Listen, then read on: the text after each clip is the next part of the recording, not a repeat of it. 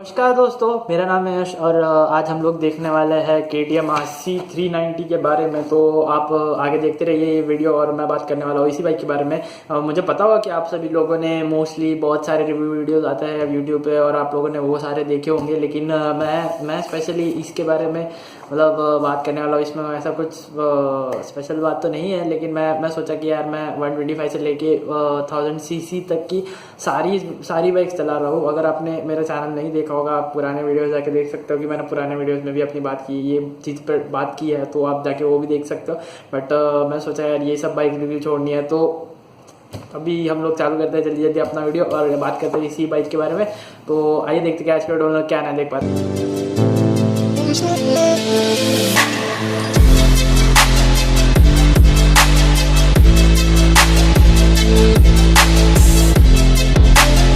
हम लोग सबसे पहले बात करते हैं जो KTM RC 390, अगर उसके स्पेसिफिकेशंस के बारे में बात करते हैं तो यहाँ पे जो है उसके पास में इंजन जो आता है वो करीब जो ड्यूक से ही आता है, KTM ड्यूक 390 से ही आता है। वो है करीब लिक्विड कूल्ड DOHC 373 सीसी का इंजन, और उसमें जो उसका जो पावर आउटपुट है करीब 43 PS का पावर है एट 9000 RPM। और उसके बाद में जो टॉर्क फिगर है वो करीब 36 न्यूटन मीटर्स का टॉर्क है एट 7000 RPM।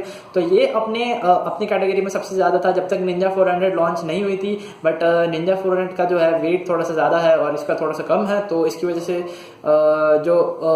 जो पावर डिलीवरी का जो फील होता है हमें, वो इसमें थोड़ा ज़्यादा लगता है।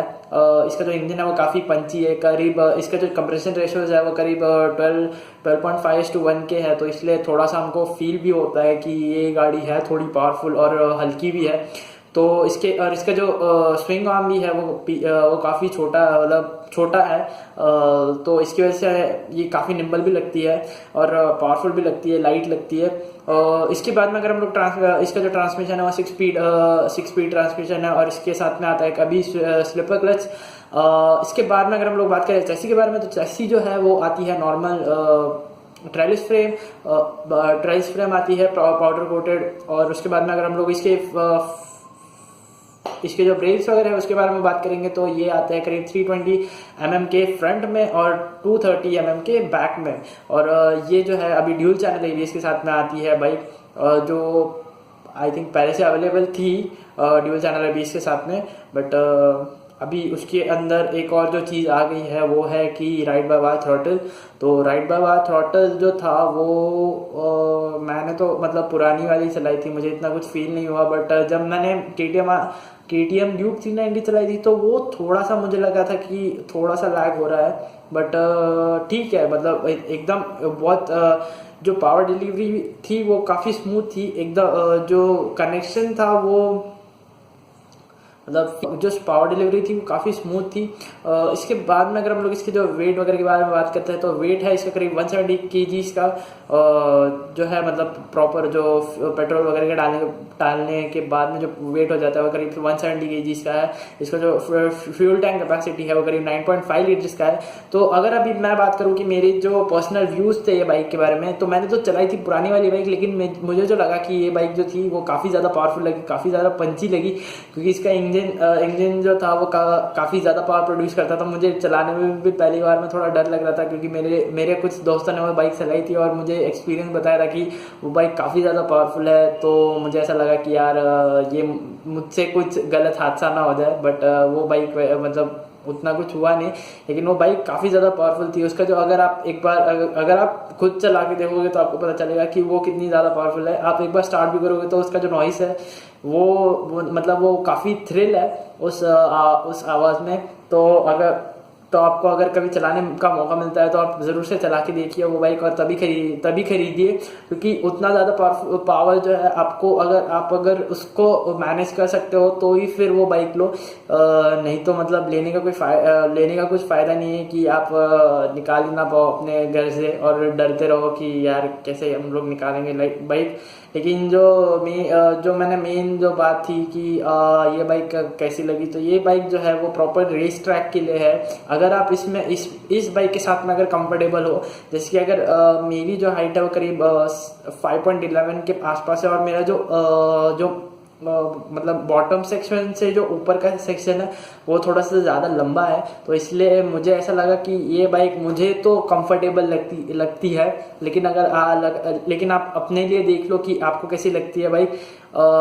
तो मुझे लगा कि ये बाइक अच्छी है, मेरे हिसाब से तो ठीक लगी मुझे। बट आप अपने हिसाब से एक बार जाके शोरूम्स में चेकआउट करके देख लो कि आप प्रॉपरली बैठ सकते हो कि नहीं। तो अगर हम लोग अभी जाते हैं और वॉक अराउंड वगैरह वीडियो देखते हैं, और आप देखिए वॉक अराउंड वीडियो, और फिर हम लोग मिलेंगे बाद में।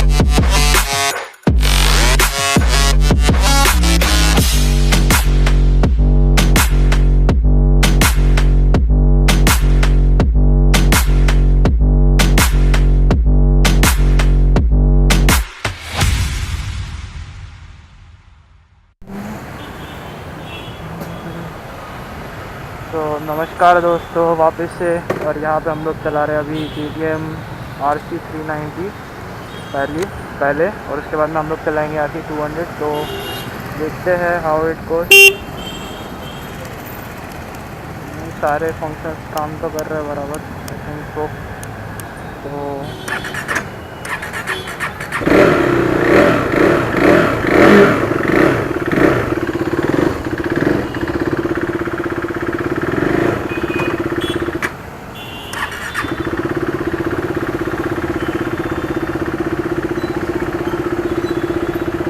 तो यार ये पहले तो बाइक बहुत ही ज़्यादा पावरफुल लग रही है मेरे को, और इन्होंने कैंपस के अंदर ही चलाने का कैंपस के अंदर ही चलाने दिए है। तो फर्स्ट इम्प्रेशन था गुड।